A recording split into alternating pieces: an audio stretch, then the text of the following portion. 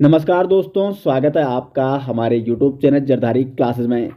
दोस्तों, Indian polity का आज दोस्तों 23वां लेक्चर है और आज हम दोस्तों यहाँ पे राज्य विधानमंडल में यहाँ पे जो पीठासीन अधिकारी होते हैं विधानमंडल में, साथ ही साथ विधानमंडल की जो विधायी प्रक्रिया होती है, वित्त विधेयक, बजट किस प्रकार से प्रस्तुत किया जाता है विधानमंडल में, किस प्रकार से सरकार द्वारा जो विभिन्न अनुदानों की मांग की जाती है, वो सारे टॉपिक दोस्तों आज हम इस वीडियो में चर्चा करने वाले हैं। काफ़ी महत्वपूर्ण वीडियो होने वाला है और मैं आपको पहले ही बता चुका हूं, जो हम यहाँ पे विधानमंडल के बारे में बात कर रहे हैं, इससे पहले हमने भाग 5 में आपको संसद के बारे में बताया था। और यदि आपने संसद की हमारी वो सभी वीडियो देख रखी हैं, उसमें काफ़ी डिटेल्स में हमने आपको हर अनुच्छेद समझाया था, संसद की विधायी प्रक्रिया बताई थी।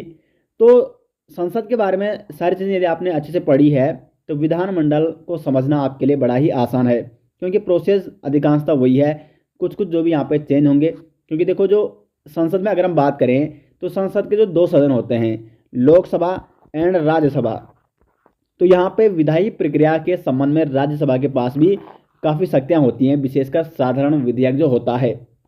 लेकिन दोस्तों अगर हम विधानमंडल की बात करें तो विधानमंडल में भी 2 सदन होते हैं, विधानसभा और विधान परिषद। तो जो विधानमंडल का विधान परिषद वाला जो सदन होता है, विधान परिषद, उसके पास दोस्तों कम शक्तियाँ होती हैं। तो यहाँ पे हम जानेंगे कि किस प्रकार से विधान परिषद को कम शक्तियाँ दी गई हैं। तो शुरुआत करते हैं यहाँ पे लेक्चर 23 की। और पहले हम यहाँ पे जानते हैं कि विधानमंडल के जो पीठासीन अधिकारी होते हैं। अब देखो, विधानमंडल में 2 सदन होते हैं, एक होता है विधानसभा, क्या होता है विधानसभा, और दूसरा होता है, देखो एक होता है विधानसभा और दूसरा होता है विधान परिषद। तो प्रत्येक सदन का दोस्तों अपने क्या होते हैं, पीठासीन अधिकारी होते हैं। तो जो विधानसभा का पीठासीन अधिकारी होता है, इसका उल्लेख मिलता है अनुच्छेद 178 में। अनुच्छेद 178 में दोस्तों विधानसभा के पीठासीन अधिकारी के बारे में उल्लेख मिलता है। विधानसभा के पीठासीन अधिकारी कौन कौन होते हैं? विधानसभा अध्यक्ष होता है एक, और दूसरा होता है विधानसभा उपाध्यक्ष। अब देखो, जो विधानसभा अध्यक्ष और विधानसभा उपाध्यक्ष, यानी ये विधानसभा के क्या है, पीठासीन अधिकारी हैं, इनका उल्लेख मिलता है अनुच्छेद 178 में। इनका चुनाव कैसे होता है, निर्वाचन कैसे होता है? तो इनका जो निर्वाचन होता है दोस्तों, जो विधानसभा के सदस्य होते हैं वो अपने में से एक अध्यक्ष चुनते हैं और अपने में से ही क्या चुनते हैं, एक उपाध्यक्ष चुनते हैं। तो इनका निर्वाचन किस प्रकार से होता है? जो विधानसभा के सदस्य होते हैं वो अपने में से ही क्या चुनते हैं, एक अध्यक्ष और उपाध्यक्ष चुनते हैं। अब देख, निर्वाचन तो हो गया। अब दोस्तों इनकी जो पद रिक्त कैसे हो सकता है? पद रिक्त का जो विधानसभा के जो पीठासीन अधिकारी हैं, विधानसभा अध्यक्ष और विधानसभा उपाध्यक्ष, इनकी पद रिक्ति 3 प्रकार से हो सकती है। अनुच्छेद 179 में इसका उल्लेख मिलता है। अनुच्छेद 178 हो गया, अनुच्छेद 179 में है विधानसभा पीठासीन अधिकारी की पद रिक्ति के संबंध में उल्लेख। 3 प्रकार से हो सकता है। नंबर 1 है, या तो कार्यकाल समाप्त हो गया, जैसे विधान जो सभा है अगर वो भंग हो जाती है तो वहाँ पे जो पीठासीन अधिकारी हैं, क्योंकि जब नेक्स्ट विधानसभा का गठन होगा तो नए यहाँ पे क्या बनेंगे, विधानसभा अध्यक्ष और उपाध्यक्ष बनाए जाएंगे। तो नंबर 1 क्या है, या तो सदस्यता समाप्त हो जाएगी, ठीक है, सदस्यता समाप्त। नंबर 2 है दोस्तों यहाँ पे, यदि वो त्यागपत्र दे दे। अब यहाँ पे आपको समझना यह है कि जो विधानसभा का अध्यक्ष है वो अपना त्यागपत्र किसको देता है, विधानसभा उपाध्यक्ष को देता है, जबकि जो विधानसभा उपाध्यक्ष है ये अपना त्यागपत्र किसको देता है, विधानसभा अध्यक्ष को देता है। तो दूसरा कारण यह है पद रिक्ति का त्यागपत्र। और तीसरा कारण दोस्तों वो है, यदि उनके खिलाफ हटाना वाला, मतलब उनको हटाने के लिए विधानसभा में प्रस्ताव पारित किया जाए, तो जो तत्कालीन सदस्य हैं वो बहुमत से क्या करते हैं, उनके खिलाफ, यानी अध्यक्ष और उपाध्यक्ष के खिलाफ हटाए जाने का प्रस्ताव पारित करते हैं। लेकिन 14 दिन पूर्व इनको सूचित करना पड़ता है कि उनके खिलाफ हटाए जाने संबंधी प्रस्ताव लाया जा रहा है। तो पद रिक्त 179 में उल्लेख मिलता है 3 प्रकार से पद रिक्त हो सकता है विधानसभा अध्यक्ष और विधानसभा उपाध्यक्ष का। या तो सदस्यता समाप्त हो जाए, सदस्यता भी कई कारणों से समाप्त हो सकती है, या वो उस पद के लिए क्या नहीं है, योग्य नहीं है। दूसरा कारण है त्यागपत्र, और तीसरा कारण है 14 दिन पूर्व उनको सूचित करके क्या लाना पड़ता है, हटाए जाने संबंधी प्रस्ताव पारित करना पड़ता है विधानसभा में। तो अनुच्छेद 178 और 179 यहाँ पे हो गया। अब दोस्तों अनुच्छेद जो 180 है वो क्या कहता है ये कहता है यदि अध्यक्ष का पद रिक्त हो गया, अध्यक्ष का पद लिखना है दोस्तों, आपको नोट करना है, पद रिक्त हो गया यदि, तो देखो जो उपाध्यक्ष है वो क्या करेगा, अध्यक्ष के रूप में कार्य करेगा। उपाध्यक्ष क्या करेगा, अध्यक्ष के रूप में कार्य करेगा। कई बार हो गया किसी कारणवश माना अध्यक्ष का पद कुछ समय के लिए क्या हो गया, रिक्त हो गया है, तो उपाध्यक्ष क्या करेगा, अध्यक्ष के रूप में कर्तव्यों का पालन करेगा। इसका उल्लेख मिलता है अनुच्छेद 180 में। उसके बाद आता है आर्टिकल 181 यानी 181। प्रत्येक अनुच्छेद दोस्तों मैं यहाँ पे आपको समझाने का प्रयास कर रहा हूँ ताकि आपको कहीं पे भी कंफ्यूज ना हो। अनुच्छेद 181 कहता है कि अध्यक्ष या उपाध्यक्ष को पद से हटाए जाने संबंधी यदि प्रस्ताव लाया जा रहा है, जैसे मैं आपको पहले ही बता चुका हूं कि पद रिक्ति के संबंध में आर्टिकल 179 में दिया गया है, और एक जो ऑप्शन है पद रिक्ति का वो ये भी है कि यदि अध्यक्ष और उपाध्यक्ष के विरुद्ध हटाए जाने संबंधी प्रस्ताव विधानसभा में लाए जाए, तो यदि ये प्रस्ताव दोस्तों विचाराधीन है, हटाए जाने संबंधी प्रस्ताव, तो तब तक के लिए अध्यक्ष और उपाध्यक्ष वो क्या नहीं करेंगे, पीठासीन अधिकारी का कार्य नहीं करेंगे, यानी वो पीठासीन नहीं हो सकते हैं। पीठासीन अधिकारी का मुख्य कार्य क्या होता है, एक तो वो क्या देता है, निर्णायक मत देता है। तो यानी आर्टिकल 181 में साफ साफ लिखा है कि यदि अध्यक्ष और उपाध्यक्ष के लिए यहाँ पे क्या लाया जा रहा है, हटाए जाने संबंधी प्रस्ताव विचाराधीन है, तो तब तक के लिए वो पीठासीन अधिकारी का कार्य नहीं करेंगे, यानी वो निर्णायक मत नहीं दे सकते हैं। भले ही वो एक सदस्य के तौर पर, क्योंकि विधानसभा के वो सदस्य हैं, तो सदस्य के तौर पर दोस्तों वो विधानसभा में बैठ सकते हैं। विधानसभा की जो क्या हो रही है, मतलब सभा जो आयोजित की गई, जो सत्र चल रहा है, उसमें वो हिस्सा ले सकते हैं, लेकिन निर्णायक मत वो नहीं दे सकते हैं, क्योंकि निर्णायक मत केवल कौन देता है, पीठासीन अधिकारी देता है। और विधानसभा अध्यक्ष और उपाध्यक्ष के विरुद्ध यहाँ पे हटाए जाने संबंधी जो प्रस्ताव है वो विचाराधीन है, तब तक के लिए वो पीठासीन अधिकारी का कार्य नहीं कर सकते। तो दोस्तों यहाँ तक आपका कवर हो गया विधानसभा का जो पीठासीन अधिकारी है, इसके बारे में संपूर्ण मैंने आपको बता दिया है। तो अनुच्छेद 178 से लेकर 181 तक इसमें विधानसभा के पीठासीन अधिकारी के बारे में उल्लेख मिलता है। अब देखो दो सदन होते हैं विधानमंडल के, विधानसभा और विधान परिषद। तो विधानसभा में भी पीठासीन अधिकारी होते हैं, अध्यक्ष और उपाध्यक्ष, लेकिन विधान परिषद में जो पीठासीन अधिकारी होते हैं उन्हें कहते हैं दोस्तों सभापति और उपसभापति। अनुच्छेद 182 में विधान परिषद के सभापति और उपसभापति के बारे में उल्लेख मिलता है। विधान परिषद के सदस्य क्या करते हैं, अपने में से एक सभापति और अपने में से ही एक उपसभापति चुनते हैं। अब यहाँ पे ध्यान रखना है आपको, अगर हम संघ की बात करें तो वहाँ पे राज्यसभा होता है और यहाँ पे होता है विधान परिषद। तो वहाँ में जो राज्यसभा में जो क्या होता है, सभापति होता है, वो कौन होता है, वो सभापति निर्वाचित, मतलब सदस्य निर्वाचित नहीं करते हैं, वो कौन होता है, स्वयं उपराष्ट्रपति होता है। उपराष्ट्रपति वहाँ पे क्या करता है, राज्यसभा के सभापति के रूप में वहाँ पे मतलब कुल मिला के कार्यभार संभालता है। लेकिन यहाँ पे दोस्तों सदस्य स्वयं क्या कर रहे हैं, विधानसभा के सभापति और उपसभापति का क्या कर रहे हैं, निर्वाचन कर रहे हैं। आर्टिकल 182 में विधान परिषद के सभापति और उपसभापति का उल्लेख मिलता है।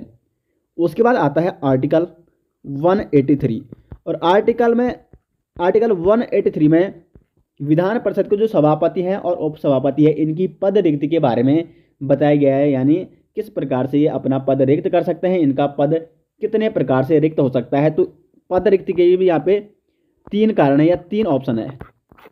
3 कारण से पद रिक्त हो सकता है, या तो सदस्यता समाप्त हो जाए, नंबर 1 है सदस्यता समाप्त,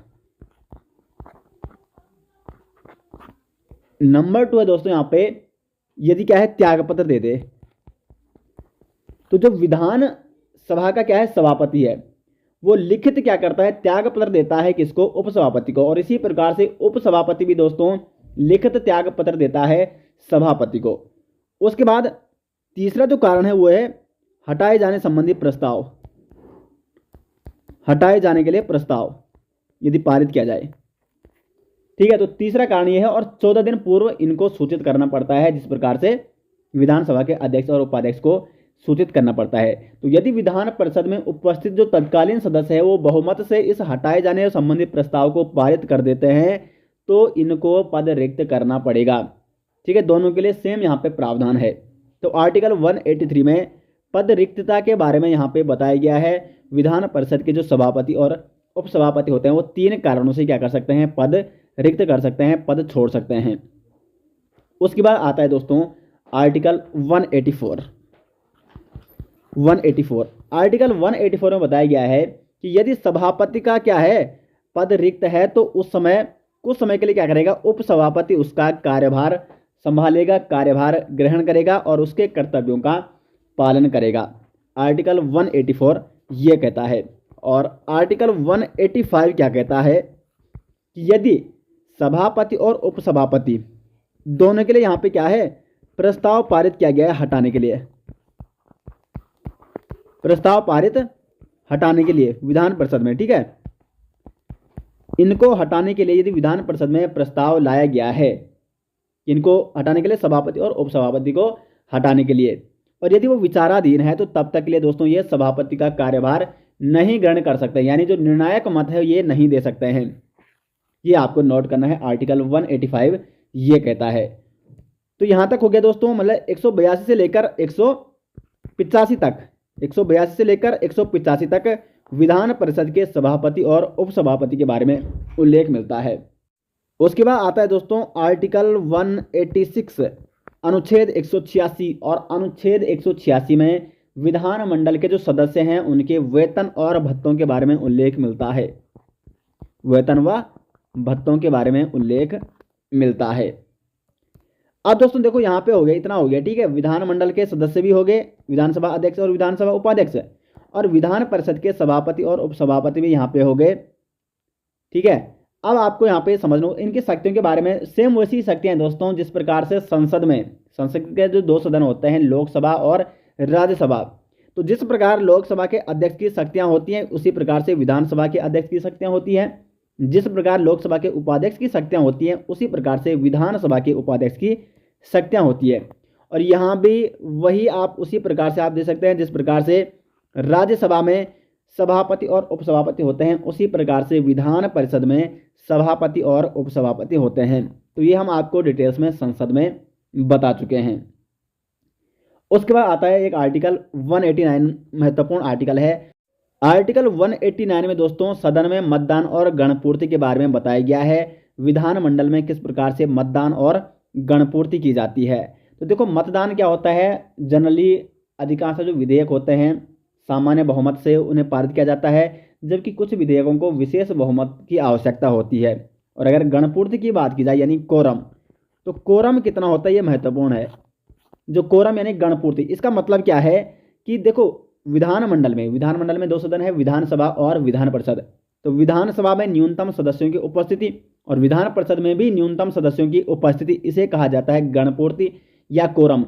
यानी अगर कोई भी बैठक संचालित होनी है तो उसमें दोस्तों गणपूर्ति यानी कोरम होना अति आवश्यक है। यानी एक निश्चित संख्या यहाँ पे बताई गई है कि उतनी संख्या होनी ही होनी चाहिए सदन में, तब जाके सदन की जो प्रोसेस है वो आगे बढ़ेगी। अगर दोस्तों सदन में गणपूर्ति या कोरम पूरा नहीं होता है, न्यूनतम सदस्य संख्या जो रखी गई है सदस्यों की, वो उतने सदस्य यदि उपस्थित नहीं होते हैं सदन में, तो सदन को भंग कर दिया जाता है। किसके द्वारा भंग कर दिया जाता है? जो सदन का सभापति होगा। विधान परिषद की बात की जाए तो सभापति, विधान परिषद का जो सभापति होता है, और विधानसभा की बात की जाए तो विधानसभा का जो अध्यक्ष होता है वो नहीं तो क्या कर देगा, सदन को भंग कर देगा, बैठक को भंग कर देगा, सदन को नहीं बैठक को भंग कर देगा। ठीक है, ये आपको नोट करना है। अब देखो कोरम कितना होता है, यानी न्यूनतम संख्या कितनी होती है सदस्यों की, कितने सदस्य सदन में उपस्थित होने चाहिए।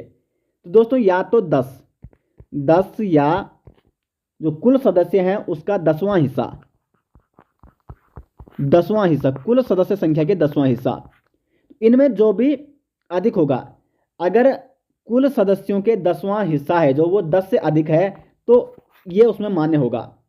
और अगर 10वां हिस्सा क्या है 10 से कम है तब उसमें 10 सदस्य होने ही होनी चाहिए। अगर मैं आपको एग्जाम्पल की बात बताऊं तो यदि विधानसभा में कुल सीटें कितनी है 200, तो इसका 10वां हिस्सा क्या है यहाँ पे 20 है, तो इसमें 20 सदस्य न्यूनतम होने ही होनी चाहिए इस विधानसभा में उपस्थित, तब जाके विधानसभा की प्रोसेस आगे बढ़ेगी। लेकिन अगर किसी विधानसभा में, कई विधानसभाएं आपने देखी हैं सिर्फ 70 सीटें माना, तो 70 का 10वां भाग क्या हो गया 7 हो गया, तो यहाँ पे 7 मान्य नहीं होगा, यहाँ पे 10वां हिस्सा मान्य नहीं होगा, बल्कि यहाँ पे ये मान्य होगा, क्योंकि यहाँ पे 10 अधिक है तो इसमें 10 सदस्य होने ही होनी चाहिए सदन में, तब जाके सदन की प्रोसेस आगे बढ़ेगी। तो उम्मीद करते हैं आपको गणपूर्ति यानी कोरम यहाँ पे अच्छे से समझ में आ गया होगा, और किसी भी सदन के लिए गणपूर्ति यानी कोरम ये करना पूरा मतलब जरूरी है, तब जाके सदन की प्रोसेस आगे बढ़ेगी। अब दोस्तों हम यहाँ पे विधानमंडल में विधायी प्रक्रिया के बारे में बात करेंगे। विधायी प्रक्रिया की जो प्रोसेस है वही चलती है जिस प्रकार से संघ में चलती है, संसद में चलती है। किसी एक अगर हम साधारण विधेयक की बात करें, देखो विधेयक भी 2 प्रकार के होते हैं, साधारण विधेयक हो गया और धन विधेयक हो गया। तो अगर हम साधारण विधेयक की बात करें तो जिस प्रकार से केंद्र में संसद में क्या होता है, किसी एक सदन में पहले विधेयक लाया जाता है, जब एक सदन से वो पारित हो जाता है तो उसको दूसरे सदन में ले जाया जाता है, वहाँ भी वही प्रोसेस चलती है, वहाँ भी यदि वो पारित हो जाता है तो अभी मैं संघ की बात कर रहा हूँ तो फिर वो राष्ट्रपति के पास स्वीकृति के लिए जाता है।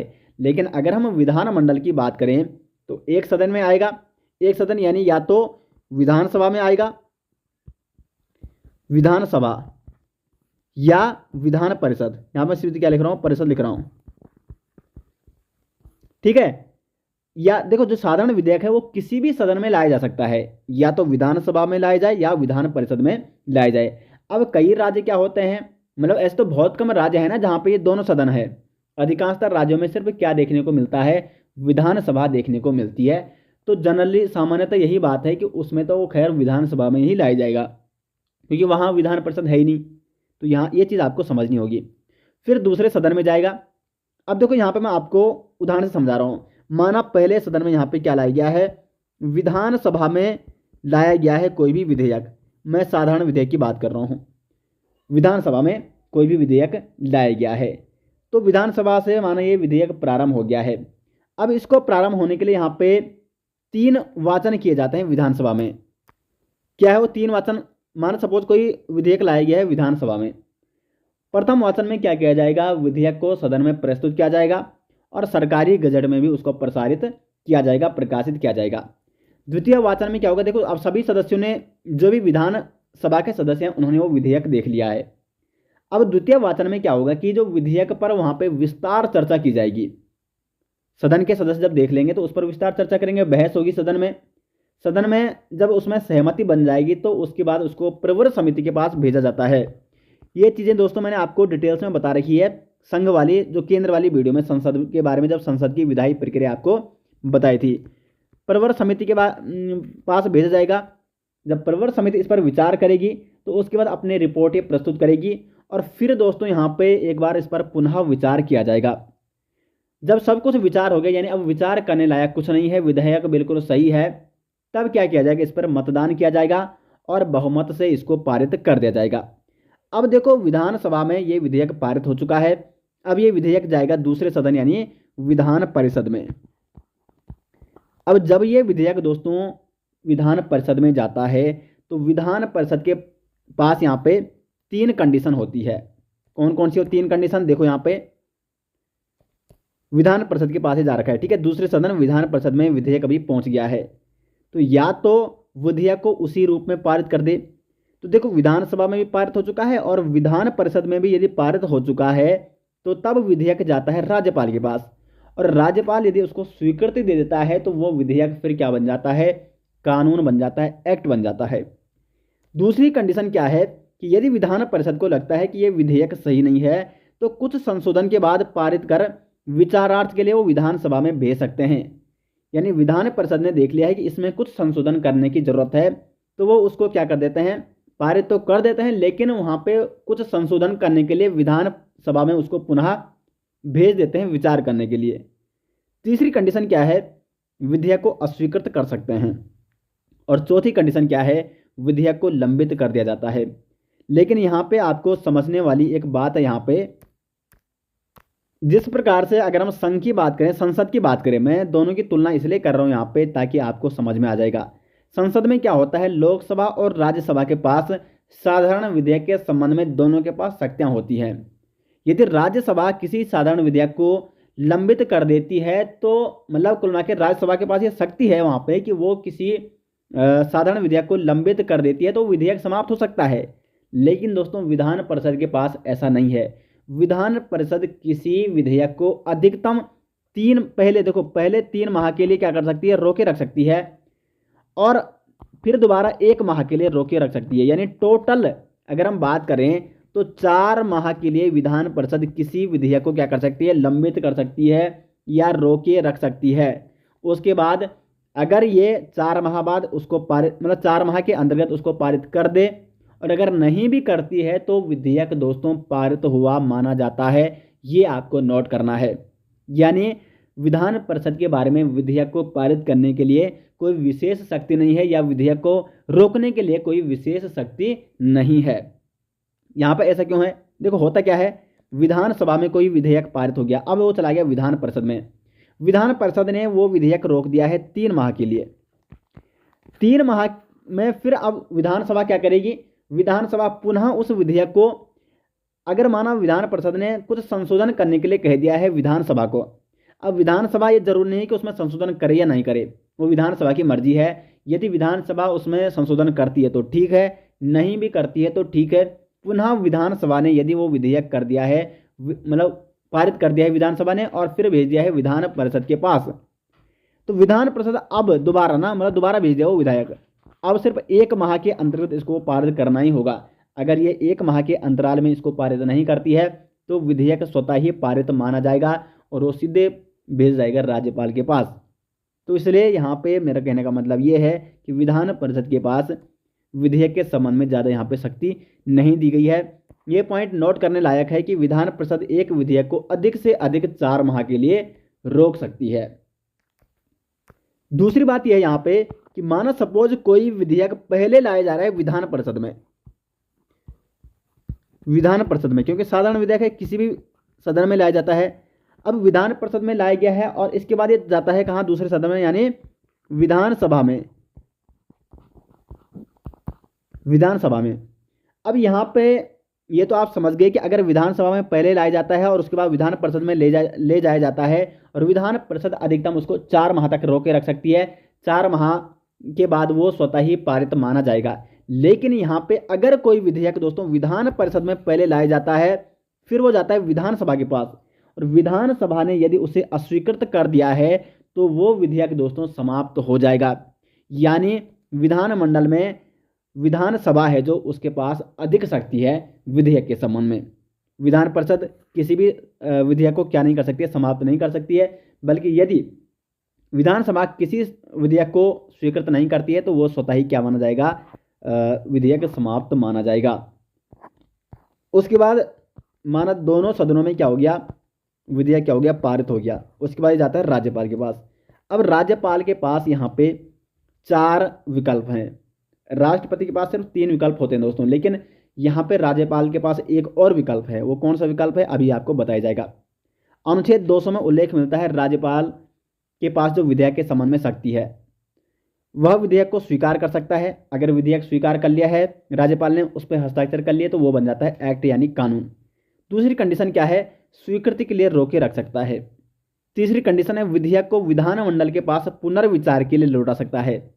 और यदि धन विधेयक नहीं होना चाहिए, ठीक है, धन विधेयक के अलावा मैं अभी साधारण विधेयक की यहाँ पे बात कर रहा हूँ, तो विधेयक को विधानमंडल के पास पुनर्विचार के लिए राज्यपाल लौटा सकता है। लेकिन यदि विधानमंडल ने क्या कर दिया है, पुनः उसी विधेयक को पारित करके उसमें कुछ संशोधन किया या नहीं किया वो अलग मैटर है, वो विधानमंडल की मर्जी है।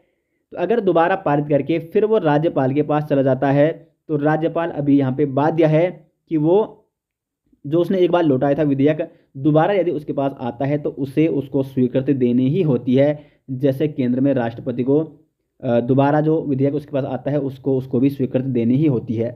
तो यहाँ तक तो तीनों कंडीशन राष्ट्रपति की भी सेम है और राज्यपाल की भी सेम ही है। राष्ट्रपति के बारे में अच्छे से मैंने एक्सप्लेन किया था, तो जिन्होंने वो टॉपिक पढ़ा है उनको बड़ी आसानी से ये समझ में आ रहा होगा।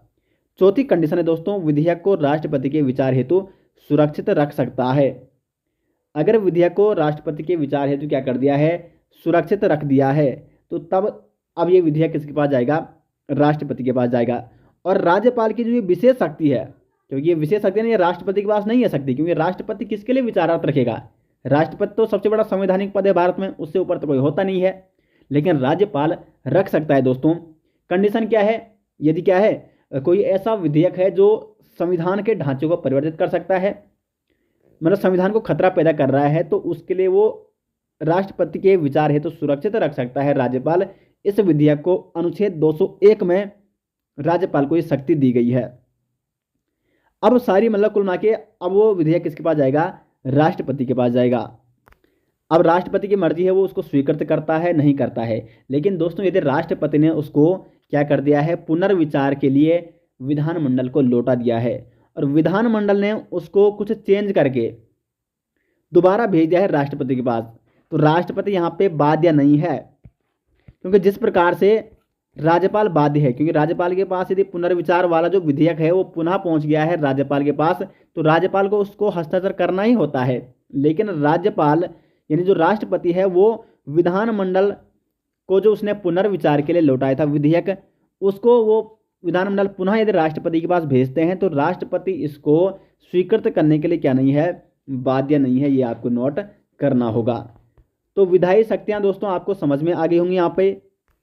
तो ये तो था दोस्तों धन विधेयक, मतलब साधारण विधेयक। साधारण विधेयक के संबंध में इस प्रकार से जो प्रोसेस होती है विधानमंडल में वो मैंने आपको बता दी है। अब यहाँ पे आता है धन विधेयक। धन विधेयक और साधारण विधेयक, इसमें थोड़ा परिवर्तन है, इसमें थोड़ा चेंज है, क्योंकि धन विधेयक केवल विधानसभा में ही लाया जाता है। साधारण विधेयक किसी भी सदन में लाया जा सकता था, जबकि जो धन विधेयक है वो केवल किस में आएगा, विधानसभा में आएगा। तो धन विधेयक क्या है? तो धन विधेयक की जो परिभाषा दी गई है वो अनुच्छेद 199 में दी गई है। किसी भी तरह के जो कर से संबंधित विधेयक होते हैं वो धन विधेयक में आते हैं। कर से संबंधित, ठीक है, कर से संबंधित, कर को बढ़ाना घटाना। दूसरा क्या आता है धन विधेयक में? जो राज्यों द्वारा उधार लेने के विषय होते हैं।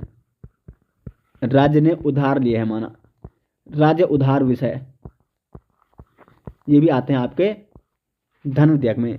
तीसरे क्या आते हैं इसमें? जो राज्य की आकस्मिक और संचित निधि, आकस्मिक एवं संचित निधि जो होती है राज्य की, उसे धन निकालना, ये भी किस में आता है? धन विधेयक में आता है। संचित विधि से धन का विनियोग करना, ये भी आपका आता है किसमें? धन विधेयक में आता है। तो ये परिभाषा दी जाती है अनुच्छेद 199 में, ये धन विधेयक की परिभाषा दी गई है। लेकिन धन विधेयक के संबंध में ये आपको ये आपने दोस्तों नोट करना है, ठीक है। उसके बाद जो धन विधेयक के संबंध में विशेष प्रावधान दिए गए हैं, धन विधेयक के संबंध में विशेष जो प्रक्रिया है, विशेष जो प्रावधान है, वो अनुच्छेद 198 में उल्लेखित किए गए हैं। क्या है धन विधेयक के संबंध में विशेष प्रक्रिया? देखो, धन विधेयक केवल विधानसभा में पेश किया जाता है। जिन राज्यों में 2 सदन हैं विधानमंडल में, विधानसभा और विधान परिषद, तो धन विधेयक केवल दोस्तों किस में पेश किया जाता है? विधानसभा में पेश किया जाता है। विधान परिषद में इसको प्रथम पेश नहीं किया जाता है। प्रथम इसको किस में पेश किया जाता है? विधानसभा में पेश किया जाता है। उसके बाद इसको विधान परिषद में ले जाया जाएगा। दूसरी कंडीशन क्या है? विधान परिषद द्वारा धन विधेयक को ना तो अस्वीकृत कर सकती है विधान परिषद और ना ही इसमें संशोधन कर सकती है, केवल सिफारिश कर सकती है कि इसमें ऐसा हो सकता है, ठीक है। ये जो विधान परिषद है उसके पास भी धन विधेयक के संबंध में कोई यहाँ पे शक्ति नहीं है, ये आपको नोट करना होगा। और देखो, अगर विधानसभा में धन विधेयक पारित हो गया, फिर ये जाता है विधान परिषद के पास, और विधान परिषद दोस्तों केवल 14 दिन का इसके पास टाइम होता है। 14 दिन के अंतर्गत अगर विधान परिषद धन विधेयक को पारित करता है तो सही है, नहीं भी पारित करता है तो ये पारित माना जाता है। ये एक फॉर्मेलिटी है दोस्तों, पारित माना जाता है 14 दिन के बाद।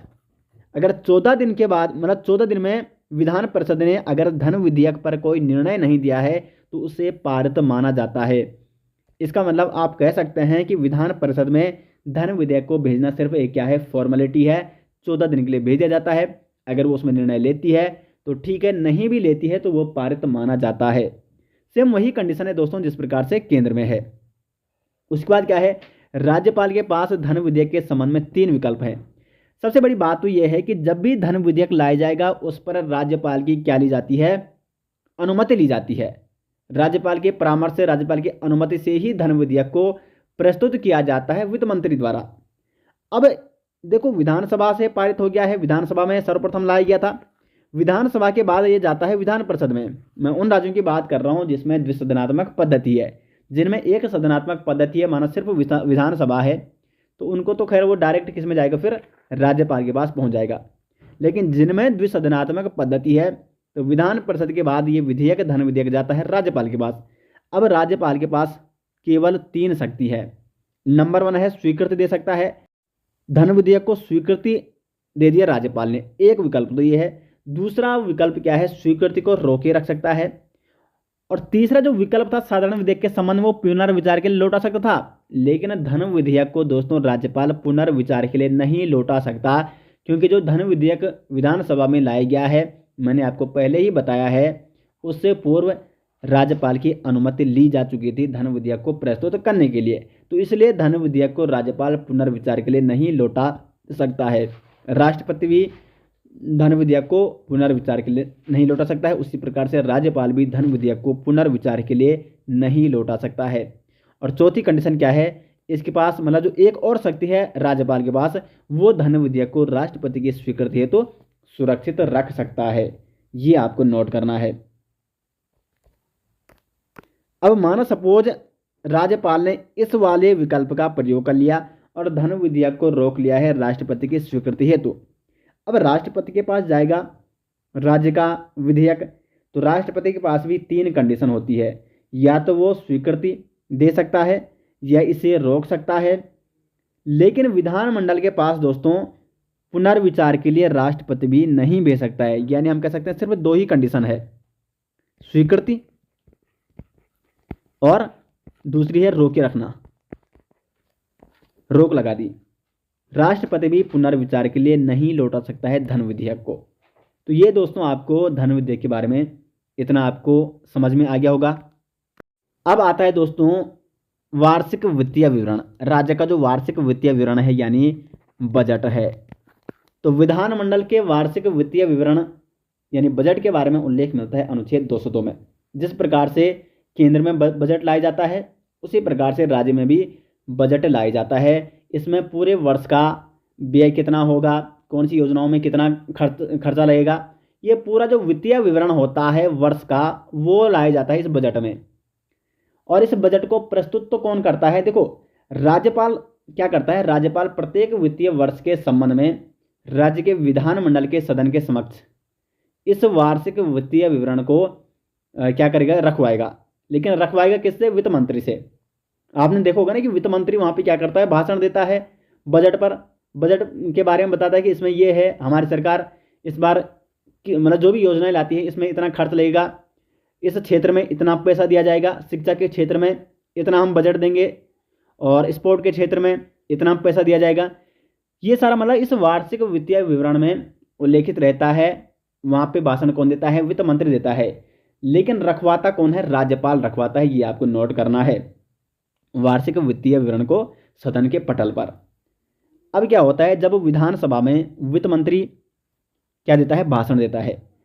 देखो भाषण तो दे दिया, भाषण दे दिया, बजट को प्रस्तुत कर दिया। भाषण का मतलब है कि बजट को प्रस्तुत करता है, वो बताता है कि हम किस क्षेत्र में कितना यहाँ पे पैसा देने वाले हैं। लेकिन अब पैसा आएगा कहाँ से, क्योंकि मतलब ऐसा तो है नहीं कि सरकार जितना चाहेगी, माना उन्होंने देख लिया कि हम क्या है यहाँ पे स्पोर्ट के क्षेत्र में हमें चाहिए 300 करोड़ रुपए, 300 करोड़ रुपए। लेकिन जो ये 300 करोड़ रुपए जाएंगे, इसके लिए कुछ कार्य वो कर रहे हैं या नहीं कर रहे हैं, या ये सही जगह जा रहे हैं या नहीं जा रहे हैं, इस पर चर्चा तो करनी होगी ना सदन में।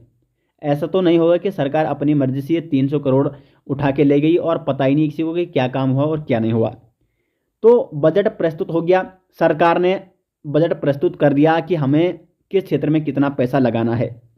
अब वो पैसा वो सरकार सही लगा रही है या नहीं लगा रही है, उस पर क्या होती है, बहस होती है सदन में, यानी विधानसभा। अभी हम राज्य विधानमंडल की बात करें तो विधानसभा में बहस होगी। अनुच्छेद 203 में विधानमंडल में प्राक्कलनों के संबंध में प्रक्रिया। प्राक्कलन यानी देखो प्राक्कलन भी 2 प्रकार के होते हैं। एक होते हैं संचित निधि पर, संचित निधि पर जो भारित व्यय होता है, भारित व्यय से संबंधित जो प्राक्कलन होते हैं, विधानसभा में इन पर मतदान नहीं होगा, सिर्फ इन पर क्या होगी, चर्चा होगी। जैसे जो सैलरी दी जाती है कई अधिकारियों को संचित निधि से दी जाएगी। अब देखो उनकी सैलरी पर मतदान नहीं होगा कि इनकी सैलरी को कम किया जाए, बढ़ाया जाए, सिर्फ उस पर चर्चा होगी, उस पर मतदान नहीं होता है, वो सरकार डिसाइड करेगी। लेकिन जो अन्य, जैसे माना सरकार ने कोई योजना लाई है, जैसे सरकार ने क्या बनाना है, एक डैम बनाना है। मैं आपको प्रैक्टिकली यहाँ पे बताना चाह रहा हूँ, डैम का निर्माण सरकार को करना है। सरकार ने कह दिया कि हमें इसके लिए क्या चाहिए, 300 करोड़ चाहिए। अब सदन में बहस होगी। सदन का विपक्ष का कहना है कि 300 करोड़ सरकार इसमें ज़्यादा मांग रही है, या तो विपक्ष इस योजनाओं को ही क्या करेगा, निरस्त करने के लिए मांग करेगा, या इसके जो ये 300 करोड़ मांग रही है सरकार, इसके पैसे कम करने के लिए मांग करेगा। ये कर दिया 200 करोड़, मतलब ये मांग उठ रही है। तो अगर ज़्यादा जो लोग हैं वो इसके पक्ष में है तो फिर इसको 200 करोड़ कर दिया जाएगा। ठीक है, तो कुल मिला के ये प्रोसेस होती है, बहस होती है दोस्तों सदन में। अब बहस हो गई और बजट में जितना सरकार ने अनुदान मांगा है उस पर सदन में मतलब वो उसमें राजी हो गए। उसके बाद पैसा निकालना है, संचित निधि से पैसा निकालना है सरकार ने। तो संचित निधि से पैसा निकालने के लिए अनुच्छेद 204 में प्रावधान दिया गया है विनियोग विधेयक का, यानी विनियोग विधेयक लाना पड़ेगा। और विनियोग विधेयक जब पारित होता है तभी जाके संचित निधि से सरकार क्या कर सकती है, पैसे निकाल सकती है। तो संचित निधि से पैसा निकालने के लिए कौन सा विधेयक लाया जाता है सदन में, विनियोग विधेयक, अनुच्छेद 204 में इसका उल्लेख मिलता है। अब आता है अनुच्छेद 205। ये सारी चीज़ें दोस्तों हमने आपको भाग 5 में बता रखी है। अनुपूरक, अतिरिक्त या अधिक अनुदान, अनुदान का मतलब होता है पैसे मांगना, अधिक पैसे मांगना, ठीक है, अतिरिक्त पैसे मांगना। कई बार क्या होता है कि जैसे मैं आपको एग्जांपल बता रहा था अभी कि एक डैम का निर्माण करना है और इसका बजट में बताया गया है कि 300 करोड़ इसमें खर्च आएगा, जो हमने इस वर्ष क्या कर दिया, बजट प्रस्तुत किया है। अब कई बार क्या होता है कि डैम को बनाते बनाते 300 करोड़ की बजाय क्या लग जाते हैं, 400 करोड़ लग गए। अभी सरकार को तो पहले पता नहीं है, सरकार ने तो अनुमान लगाया ना, क्योंकि किसी भी चीज़ का पहले कंफर्म बता नहीं सकते हैं। अनुमान लगाया कि 300 करोड़ में बनेगा, लेकिन सामान महंगा हो गया है और इसकी लागत आ गई 400 करोड़। तो इस एक्स्ट्रा 100 करोड़ को निकालने के लिए सरकार क्या करेगी, अनुपूरक, अतिरिक्त या अधिक अनुदान मांगेगी। अधिक अनुदान यानी अधिक पैसा। तो इसका मैं आपको बता रहा हूँ, यहाँ पे आपको लिखना है कि यदि एक वित्तीय वर्ष के दौरान किसी सेवा पर उस सेवा के लिए जो उस वित्तीय वर्ष हेतु स्वीकृत धनराशि थी, डैम के लिए स्वीकृत धनराशि कितनी थी, 300 करोड़ थी, और इससे अधिक धनराशि यदि खर्च हो गई है, एक्स्ट्रा धनराशि कितनी खर्च हुई, 100 करोड़ यहाँ पे खर्च हो गई है, तो सरकार क्या करेगी, अतिरिक्त या अनुपूरक अनुदान की मांग करेगी, क्योंकि 100 करोड़ अधिक चाहिए सरकार को। और इसके लिए फिर सरकार को किस अनुदान की मांग करनी पड़ेगी, अनुपूरक, अतिरिक्त या जिसको अधिक अनुदान कहते हैं। तो दोस्तों यहाँ तक आपको समझ में आ गया होगा। अब आता है यहाँ पे अनुच्छेद 206, और अनुच्छेद 206 में 3 प्रकार के अनुदानों के बारे में उल्लेख मिलता है, लेखानुदान, प्रत्यानुदान और अपवानुदान। लेखानुदान में ये है कि माना जो बजट है, जो प्रस्तुत हो गया है बजट, और संचित निधि से पैसा निकालने में टाइम लग गया है, तो जब तक क्या नहीं आता है, सरकार के पास पैसा नहीं आता है, तब तक के लिए सरकार को कुछ अपने जो अन्य काम है उनको निपटाने के लिए पैसा तो चाहिए ही। तो इसलिए विधानमंडल क्या करेगा, सरकार को कुछ अनुदान देगा तब तक के लिए, तो इसे कहा जाता है लेखानुदान। उसके बाद आता है प्रत्यानुदान। प्रत्यानुदान में क्या होता है, जब किसी सेवा के लिए धन की शीघ्र आवश्यकता होती है तो क्या करेगा, फिर विधानमंडल सरकार को अनुदान देगा, इसे कहा जाता है प्रत्यानुदान, यानी शीघ्र आवश्यकताओं के लिए जो अनुदान दिया जाता है सरकार को। और तीसरा यहाँ पे अपवानुदान, यानी किसी विशेष प्रयोजन के लिए। कई बार क्या होता है कि बजट तो प्रस्तुत हो गया है, लेकिन मतलब पहले से नहीं पता है कि हम ये करने वाले हैं, और कुछ विशेष प्रयोजन आ गया है सरकार के दिमाग में कि हमें ऐसा करना चाहिए था और इसके लिए हमें पैसे चाहिए, तो उसके लिए जो विधानमंडल है वो सरकार को अपवानुदान के माध्यम से क्या करता है, अनुदान देता है, यानी पैसे देता है। तो 3 प्रकार के अनुदानों के बारे में दोस्तों अनुच्छेद 206 में यहाँ पे उल्लेख मिलता है, लेखानुदान, प्रत्यानुदान और अपवानुदान। उसके बाद आता है अनुच्छेद 207। अनुच्छेद 207 में वित्त विधेयक के बारे में बताया गया है। वित्त विधेयक में ही धन विधेयक भी आता है, और इसके बारे में दोस्तों हम संसद वाली वीडियो में डिटेल्स में आपको बता चुके हैं। सेम वही प्रोसेस है यहाँ पे, वित्त विधेयक के बारे में भी वही कंडीशन है जो कि सेंट्रल में है, राज्य में भी वित्त विधेयक के बारे में वही उपबंध दिए गए हैं। अनुच्छेद 208 में विधानमंडल की प्रक्रिया और कार्यवाही के नियम बताए गए हैं, यानी विधानमंडल क्या करेगा, अपनी कार्यवाही चलाने के लिए, जो विधानमंडल की क्या होती है मतलब कार्यवाही चलती है, उसके लिए वो स्वयं क्या बना सकती है, नियम बना सकती है। विधानसभा भी और विधान परिषद भी, अनुच्छेद 208 में इसका उल्लेख मिलता है।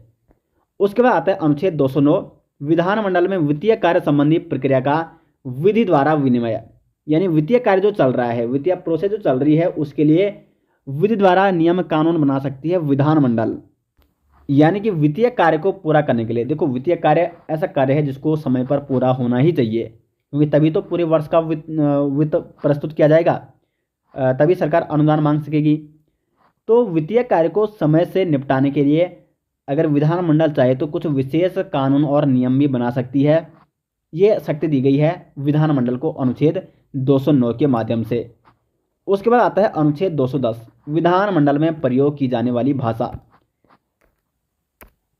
तो विधानमंडल में जो प्रयोग की जाने वाली भाषा है, नंबर 1 है जो तो उस राज्य की राजभाषा है।